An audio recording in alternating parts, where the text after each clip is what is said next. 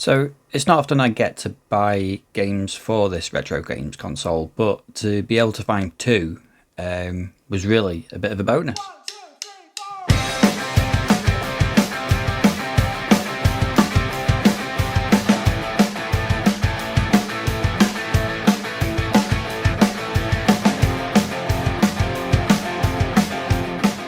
Hi everyone and welcome back to the Games Room. Thanks for joining me, thanks for pressing play. I'm Pixelpaul and welcome to another Gaming Grabs video. If you are not already subscribed to the channel, if you can hit that subscription button, that would be very much appreciated. So yeah, Gaming Grabs video. Been a strange couple of weeks, but yeah, I've managed to sort of get out to a couple of places and grab some games in the margins. I've not had a huge amount of time, but yeah, always collecting, always game playing, always on the hunt. No matter the situation, I'm always looking out for new games to pick up for that collection. So yeah, mainly this time around, unlike the last Gaming Grabs video, I've mainly been looking in CEX this time, but I did also manage to fit in one very early start car boot sale. So hi, I'm on my way to the car boot sale because I've not done a car boot sale for a few weeks now because of other stuff that's been happening.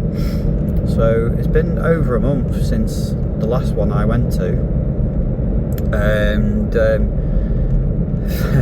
this morning I was up at 5 o'clock and couldn't get back to sleep, and I put sort of two and two together and thought, it's car boot sale this morning, so why don't I head there a little bit earlier than I normally do.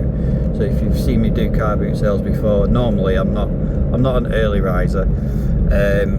I struggle to get up out of bed on a Sunday morning before 7 o'clock. So I've never done a car boot sale this early.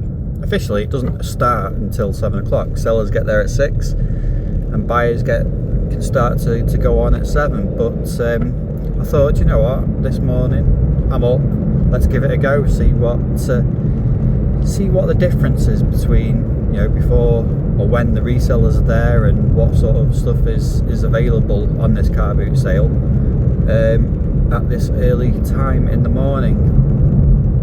I'm still quite tired, I've got to admit. So like I say, this is a new experience for me, coming to a car boot sale this early in the morning, because I've never done one this early. I don't know whether maybe I've got here too early actually, because there's not that many sellers here yet. Normally it's a lot busier than this. But yeah, let's give it a go. See how much of a difference it makes coming this early in the morning.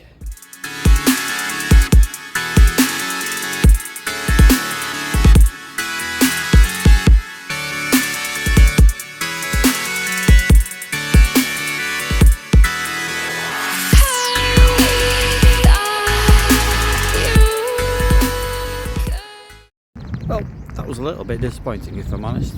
There weren't many sellers here. Don't really know why, because the weather report last night was okay. I don't think it said rain, so I'm not sure why there's so few sellers here today. Most of what was here was traders, you know, just selling tap and rubbish. That's one of the problems with this car boot sale, is that it has kind of been taken over a little bit by traders. There's not actual sort of car boot sellers, if you like, or not as many as it used to be. There's one guy with one box of games. I bought one game for £1, nothing spectacular, but yeah, a little bit disappointing. I'm gonna go back to bed. That was Bolton car boot sale, and for the first time in like forever, I was actually able to get up out of bed early before the actual car boot sale starts and get there and see what this, you know, early morning car boot sale starts actually look like. And yeah, it was a bit disappointing for some reason. I do know that they were holding a something like a 10k run event at the stadium where the car boot takes place. So I think that had affected the number of car parks that they'd opened for the car boot sale. Just typical that it's that one weekend when I get up super early, decide to go down, and yeah, there weren't that many sellers there. Mainly a lot of sort of market traders, which seems to be the growing theme with certainly this car boot sale, that there's a lot of traders going now, probably not as many actual car boot sellers, if you like, which is a shame. I think at some point I'm going to have to try and branch out and try some other different car boot sales. There's not loads around here though, that's the only problem, and that one is literally 5 minutes down the road, so it's so tempting to just get up in the morning and think, well, I'm just going to go to that one, but maybe I am going to have to think about going to different ones. Anyway, I did manage to pick up one game at that car boot sale. There was literally just the one guy really selling any games other than the usual FIFA fodder. He had a box of games. They were all priced up individually, most of which I did have them, but this one sort of jumped out. It was only £1, so I decided to grab it. It's on the Xbox 360, and it is Chrome Hounds. So it's a Sega game. Don't know anything about this game, I must admit, but yeah, it's obviously a bit of a mech shooter type game. Yeah, for £1 I thought it was worth picking up, maybe giving it a look. Yeah, Chrome Hounds, that was the only game I found at that car boot sale, which is a little bit disappointing, but yeah, we'll see what the next few car boot sales over the next few weeks bring. So moving on from the car boot sale disappointment, if you like, yeah, most of the hunting that I've done in the last few weeks has come via CEX.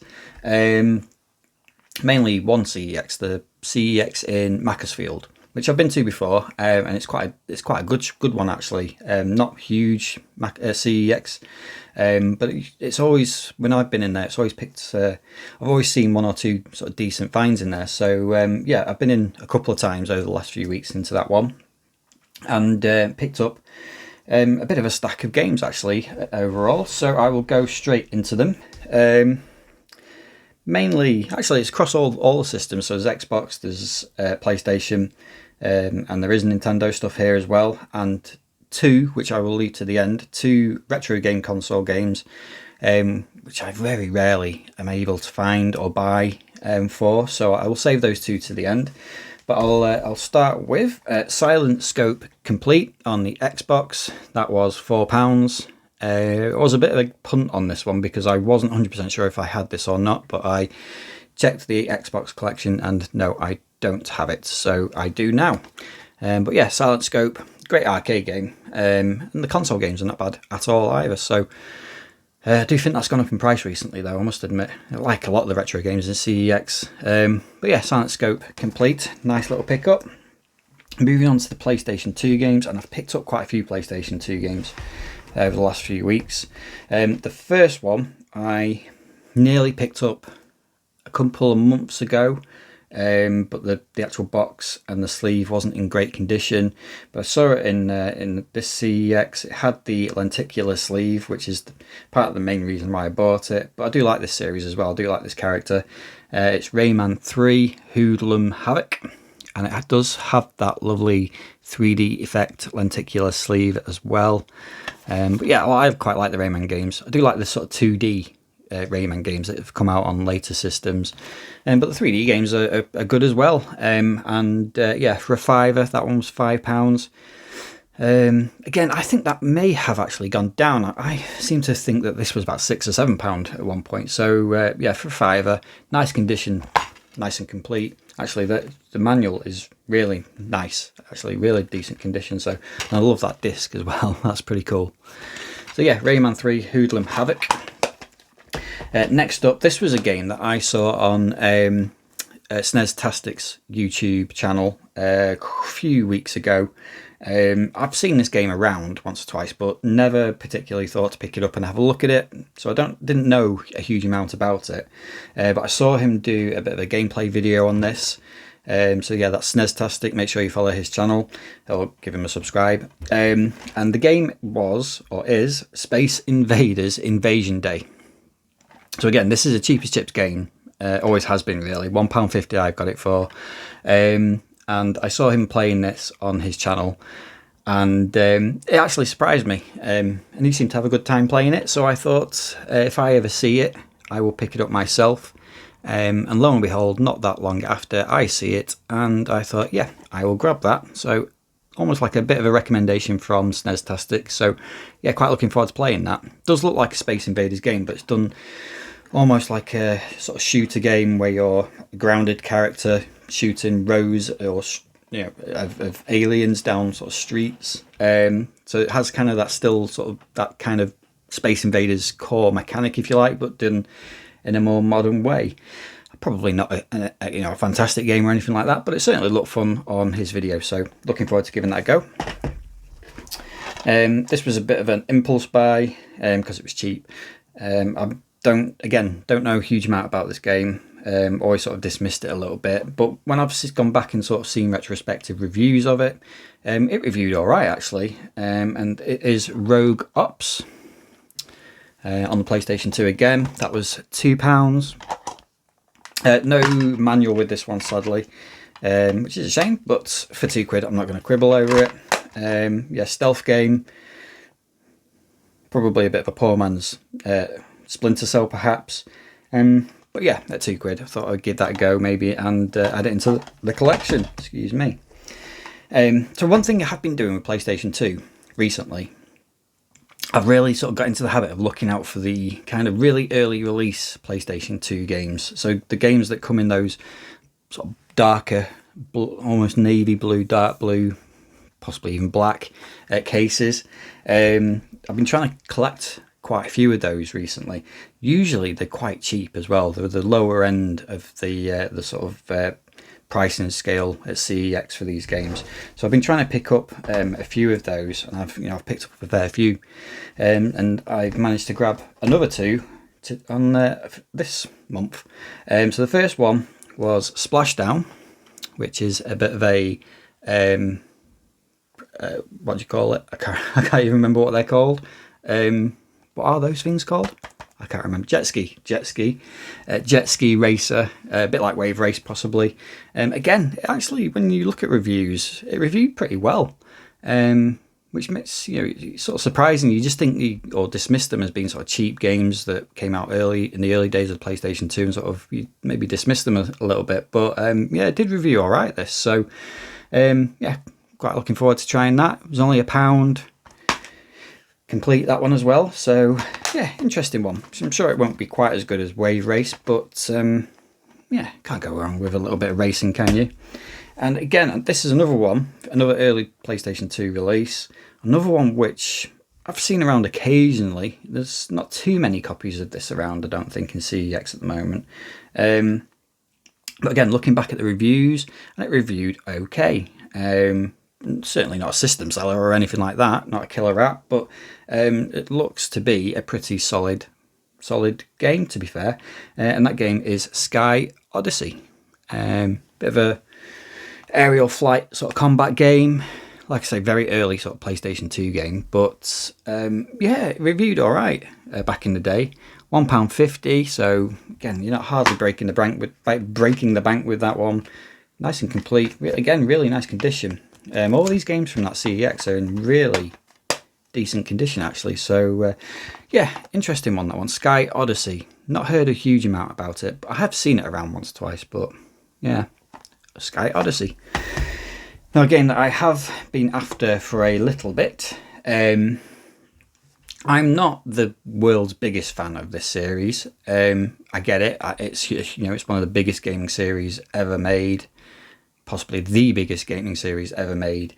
But yeah, it's just never particularly grabbed me. But over the last, I'd probably say year, I have been looking to sort of collect up or try and get the majority of the games for this series.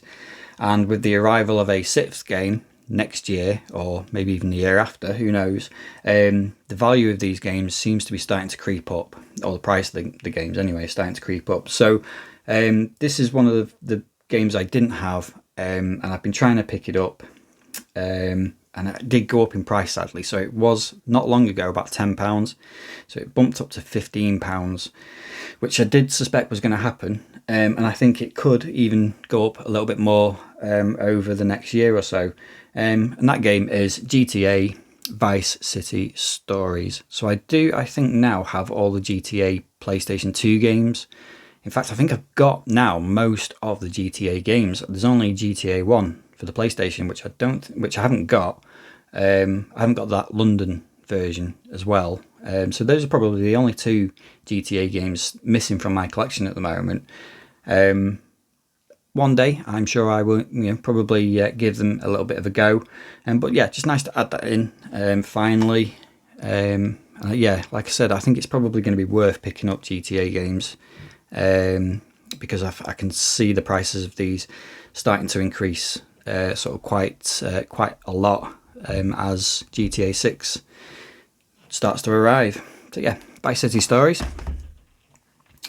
Next up, I got Wipeout Pulse for the PSP. That was a £5. I've really struggled for some reason to track this one down, and I've even picked up Wipeout Pure, the other PSP Wipeout game, twice by mistake because I'd just forgotten which one I had. So Pulse has sort of eluded me for a while, but yeah, they had it, in there, and I had to grab it. I double checked which one I had, and I made sure it was Pure, so I knew that I needed Pulse. And I do like the Wipeout games, and especially on handhelds, they seem to really play really well. Seem to be well suited to handheld gaming. So yeah, Wipeout Pulse. I would like to get the PS Vita Wipeout game as well at some point. And then the final PlayStation game, PlayStation 3. This was only £2.50.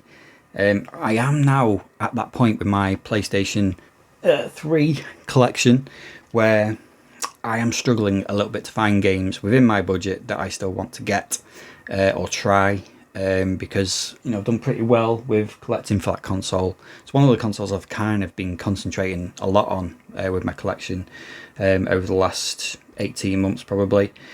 So yeah, there's not too many games out there that I don't know of or haven't played. There's obviously still some big hitters that are quite expensive that I haven't got yet. I'll have to wait until they go a little bit cheaper probably, if they ever do. But yeah, just finding the odd one, 1 or 2 games for the PlayStation 3 now is proven to be quite tricky. But I did see this one. Again, not a game that I know anything of particularly, but the front cover grabbed me. I know that you shouldn't buy games based on the front cover, but the front cover of this game grabbed me. Real-time action game, and it is Blade Storm, the 100 Years War. I knew there was another subtitle to it. £2.50. Yeah, just the front cover looks pretty smart, quite cool. At £2.50, I thought I would pick that one up. Could possibly be a bit of a shelf filler, I must admit, because I'm not a huge fan of real-time action games. But I'll give it a go. I'll certainly give it a go. But yeah, again, nice condition on that one. So yeah, Blade Storm, the 100 Years War. Interesting. Okay, so moving on. I'm just going to have a little bit of a shuffle around, so that has made the camera go a little bit wonky. Apologies. I'm going to have a quick swig of tea. Lovely. Okay, so yeah, actually these Nintendo games that I've got are for sort of consoles that I don't regularly sort of pick up, if you like, partly because of the price, but I think I've picked up a few here which are sort of reasonably priced actually. One possibly isn't. One's a little bit more expensive than what I would normally pay, but it's a bit of a not rarity. I'll come to it in a minute anyway. But the first one is for the GameCube, and it is Zoo Cube. So I quite like puzzle games. That was only £3. But yeah, I like puzzle games. I am just really wanting to collect more GameCube games. So when I saw that for £3, I thought that was pretty reasonable for a GameCube game. I've got an idea what this one's about. It looks alright, it looks quite good. But at some point I'll let you know what I thought of that. But yeah, at £3, thought I'd grab that. And now the next one, again, GameCube game. It was only £3 again. I think I've got this on PlayStation 2. No, I know I've got this on PlayStation 2 actually. And it's not a bad game actually, it's alright. And it is a movie license, so being not a bad game based on a movie license is a bit of a rarity as well. But it's actually based on one of my favourite ever superhero comic book films, if you like, and that was X-Men 2, which I absolutely love. I still love that film. having said that, watching X-Men 97 at the moment is making me look back on the X-Men movies and think, wow, they really got those films wrong, didn't they? Because X-Men 97 is absolutely fantastic, absolutely amazing. If you've not watched it yet, make sure you do. If you love sort of superhero animations or films or whatever, just give it a go. Anyway, back on track. The game is X-Men 2 Wolverine's Revenge, Nintendo GameCube, only £3. I mean, I was surprised that it was only £3 really, because in general GameCube games are quite sort of expensive. So I was quite surprised at that being only £3. I would have expected that to be 5, 6, 7, maybe even £8 for that. So yeah, £3 for that. I was quite happy to pay that. Another GameCube game added to the collection, and the GameCube collection is actually now starting to get a decent sort of stack as well. So yeah, quite happy to add those two. Then another console where I haven't been collecting for this console for that long, so I'm still sort of building up a collection for it, and it's the Nintendo Wii U. But I do love that console. I think it's a really nice piece of kit. I can see why it didn't sell particularly well, possibly, but yeah, I quite like it. I really do. So the games that I picked up, I got Lego The Hobbit. That was £4.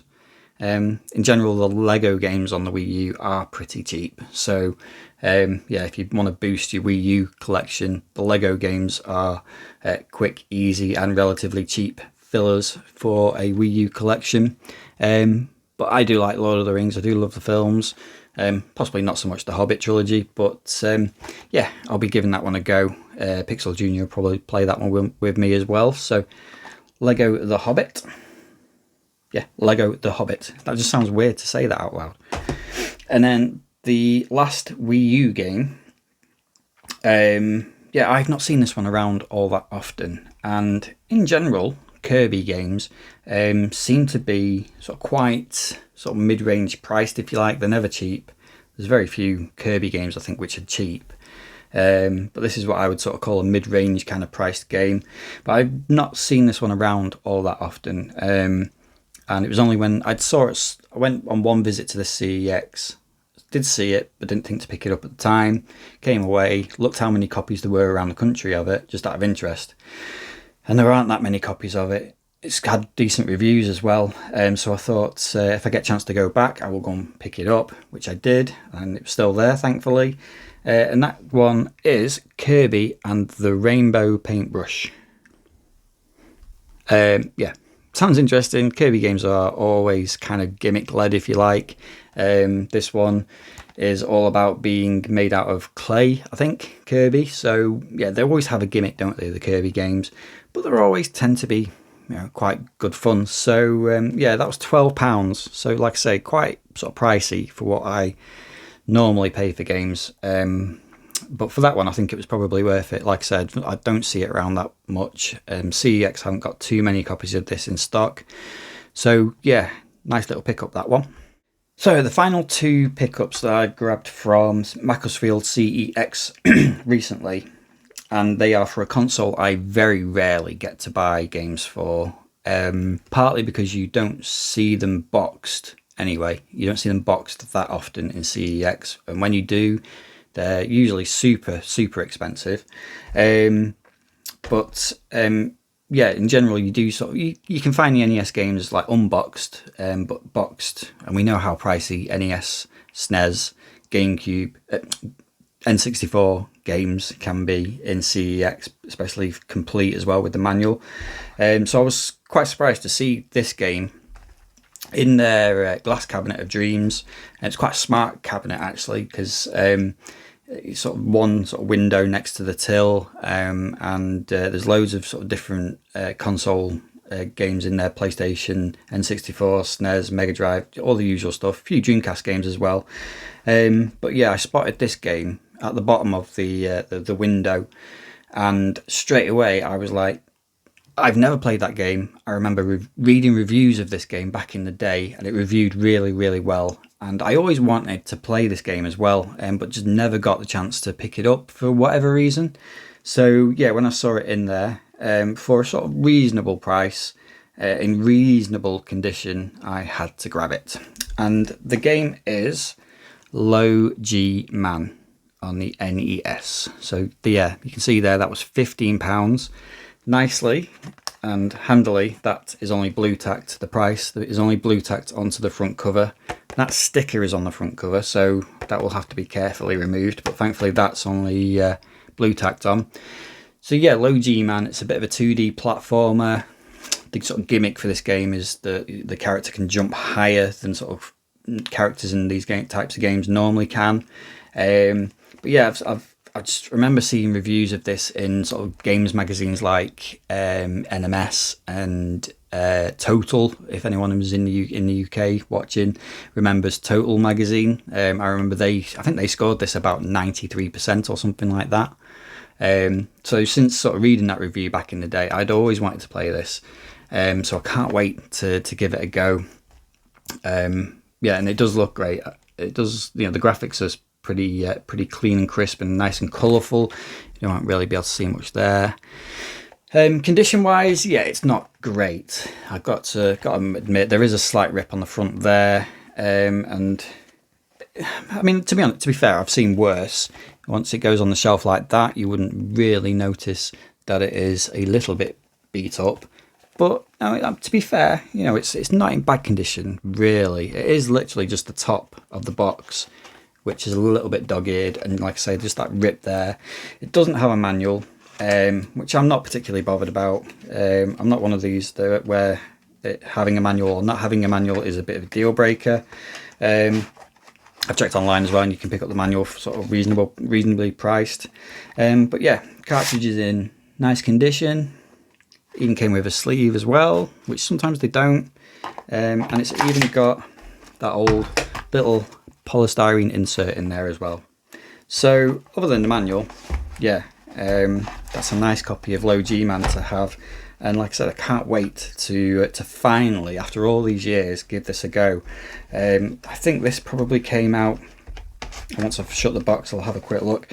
I'm guessing about 1991, I think. Yeah, 91 by the looks of it. That's certainly the date on there anyway. So yeah, 1991, so it's a long time coming for me to play this one. Yeah, and I can't wait to give it a go. So Low G Man, if you've played Low G Man, let me know what you thought about it in the comments. And the second game, so I was buying that one, and the girl behind the counter said, we've got 3 more, excuse me, 3 more NES games behind the till, waiting to go out. Do you want to have a quick look at them? So I was like, yeah, go on then, might as well see what they are. And she pulled out Chip and Dale, which I think was about £15. Marble Madness, which I've already got, and I think that was £3. And this game, these were all unboxed games, so it was just cartridge only games. She said this one was a £5. I had a quick look at it. Condition seemed pretty good, and being the wrestling fan that I am, I had to pick it up. So the game is WWF WrestleMania Challenge. There's the actual cartridge itself. So a £5, I was too tempted. I was already buying that one. I have to say as well, a lot of this CEX stuff I bought with a voucher because I traded in loads of stuff a month or two ago. So the vast majority of this stuff I've not had to pay cash for. I've paid with a voucher, which I have now used up. But yeah, WWF WrestleMania Challenge, another little addition to the NES collection. I've got a fair few unboxed NES games actually. I think that's something maybe I'd like to maybe collect a little bit more for. Just picking up loose cartridge ones. Because like I say, I don't get a chance to sort of pick up NES games all that often. And it is a console I do love. So yeah, I was really happy to pick up both of those two on the same day. And that one just out of a little bit of luck really. So yeah, 2 NES games in one day. Love it. So those are the gaming grabs that I picked up over the last couple of weeks. Games from one slightly disappointing car boot sale, and all the rest from one CEX all the way in Macclesfield. So yeah, quite happy with that stack. Really happy with some of these games. 2 NES games. I can't wait to give a go. And some of these sort of unknown PlayStation 2 games, if you like. yeah, looking forward to playing them as well. So yeah, good little haul, I think. So yeah, thanks for watching. As always, if you're not already subscribed to the channel, if you can hit the subscription button, that would be very much appreciated. Thanks for watching as always, and I will see you next time.